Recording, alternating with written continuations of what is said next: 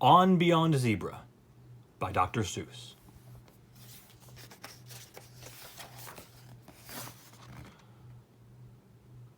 Said Conrad Cornelius O'Donnell Odell, my very young friend who is learning to spell, "The A is for ape and the B is for bear. The C is for camel and H is for hare. The M is for mouse and the R is for rat. I know all the 26 letters like that. Through to Z is for zebra. I know them all well," said Conrad Cornelius O'Donnell Odell. "So now I know everything anyone knows, from beginning to end, from the start to the close, because Z is as far as the alphabet goes."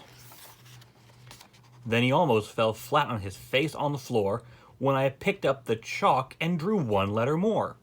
A letter he never had dreamed of before.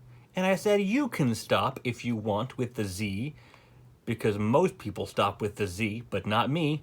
In the places I go, there are things that I see that I never could spell if I stopped with the Z. I'm telling you this because you're one of my friends. My alphabet starts where your alphabet ends. My alphabet starts with this letter called Yuz. It's the letter I use to spell Yuzamatuz. You'll be sort of surprised what there is to be found once you go beyond Z and start poking around. So on beyond zebra, explore like Columbus. Discover new letters, like Wum is for Wumbus, my high-spouting whale who lives high on a hill and who never comes down till it's time to refill. So on beyond Z, it's high time you were shown that you really don't know all there is to be known.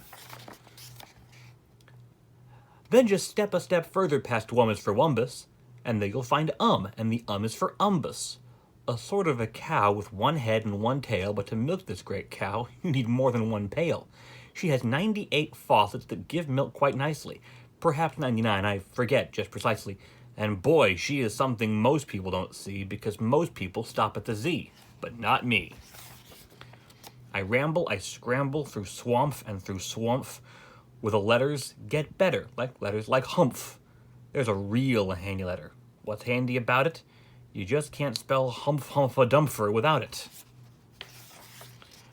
If you stay home with zebra, you're stuck in a rut, but on beyond zebra, you're anything but. Why, I know a fine, fancy letter called fuddle.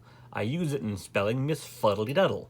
And oh, what a bird of a bird of a bird of! Her tail is the longest that's ever been heard of. So long and so fancy she'd be in a fix if you didn't have helpers. It takes about 6 to tag along hoisting Miss Fuddly-Duddle's wonderful tail out of muddledy puddles. And Glick is for Glicker, who lives in wild weeds, and spends his time juggling fresh cinnamon seeds, which he's usually able to find in great number, excepting, of course, in the month of September, when cinnamon seeds aren't around in great number. So that month he juggles with seeds of cucumber. And N is the letter I use to spell nutches, who live in small caves known as niches for hutches. These nutches have troubles, the biggest of which is the fact that there are many more nutches than niches. Each nutch in a niche knows that some other nutch would like to move into his niche very much, so each nutch in a niche has to watch that small niche, or nutches who haven't got niches will snitch. Then we go on to Snee, and the Snee is for Sneedle, a terrible kind of ferocious mosquito whose humdinger stinger is sharp as a needle. The Sneedle's too tough to be killed with a smack, so he has to be hunted on elephant back, and your eyes in the elephants have to be keen, and you have to aim fast, and you have to hit clean, and the bullet you shoot is a stale navy bean that you've dunked for 3 weeks in old sour kerosene, which is awfully hard work, so it's easy to see why most people stop at the Z, but not me. When you go beyond zebra, who knows? There's no telling what wonderful thing you might find yourself spelling, like Quan is for Quandary, who lives on a shelf in a hole in the ocean alone by himself. And he worries each day from the dawn's early light, and he just worries far into the night. He just stands there and worries, he simply can't stop. Is his top side his bottom, or bottom side top? And Thnad is for Thnadners, and oh, are they sad, oh. The big one you see has the smaller one's shadow. The shadow the small Thnadner has should be his. I don't understand it, but that's how it is. A terrible mix-up in shadows. Gee whiz. And spaz is a letter I use to spell spasm, a beast who belonged to the Nazim of Bazim. Handy for traveling, that's why he has him. More easy to pack than a suitcase or grip, those horns carry all that he needs on a trip. A thread and a needle for mending his socks, his toothbrush, a cup, and 2 three-handed clocks. And his velvet umbrella, his vegetable chopper, and also his gold-plated popping cork popper, and a grasshopper cage for his favorite grasshopper. And floob is for floob boober baboober bubs, who bounce in the water like blubbery tubs. They're no good to eat, you can't cook them like steaks, but they're handy in crossing small oceans and lakes. And zats is the letter I use to spell Zatsit, whose nose is so high that most nobody pats it. And patting his lonely old nose is the least that a fellow could do for this fine friendly beast. So to get there and do it, I built an invention, the 3-seater Zatsit nose padding extension. If you try to drive one, you'll certainly see why most people stop at the Z, but not me. And jog is my letter for spelling jogoons, who doodle around in the far desert dunes, just doodle around, crooning very sad tunes about peppermints, peanuts, and pebbles and prunes, and paint pots and polka dots, pinheads and pigs, and their grandmothers, grandfathers, stepsisters' wigs. So you see there's no end to the things you might know, depending how far beyond zebra you go.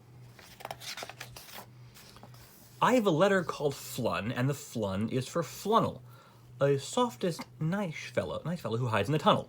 Sorry. He only comes out of his hole, I'm afraid, when the right kind of softest, nice music is played.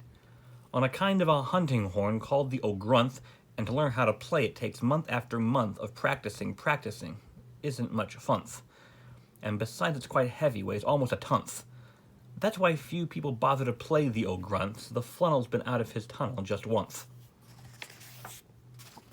And way, way past Z is a letter called Itch, and the Itch is for Itch-a-pons, animals which race around back and forth and back through the air on a very high sidewalk between here and there. They're afraid to stay there, they're afraid to stay here, and they think there is too far, they think here is too near. And since here is too near and out there is too far, they are too scared to roost wheresoever they are. There's a letter called Yek, and the Yek is for Yekko, who howls in an underground grotto in Gecko. Those Yekkos love echoes, and this is their motto. For best Yekko echoes, try Gecko or Grotto. Oh, the things you can find if you don't stay behind. On a world near the sun live 2 brothers called Vrooms, who, strangely enough, are built sort of like brooms. And they're stuck all alone up there high in the blue, and so to kill time, just for something to do, each one of these fellows takes turns with the other in sweeping the dust off his world with his brother.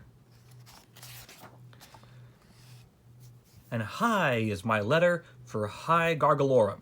For getting me places real fast, I'm all for 'em. They puffle along, and their brakes never squeak, and they run every hour, every day of the week. From the town of North Nub to the town of East Ounce, making stops at West Bunglefield, Yupster, and Jounce, and at Ipswich and Nipswich, and also South Bounce, and another small town that's too hard to pronounce. The places I took him. I try hard to tell young Conrad Cornelius O'Donnell Odell a few brand new wonderful words he might spell. And I led him around, and I tried hard to show there are things beyond Z that most people don't know. I took him past zebra as far as I could, and I think, perhaps maybe, I did him some good. Because finally he said, This is really great stuff, and I guess the old alphabet isn't enough. Now the letters he uses are something to see. Most people still stop at the Z. But not he.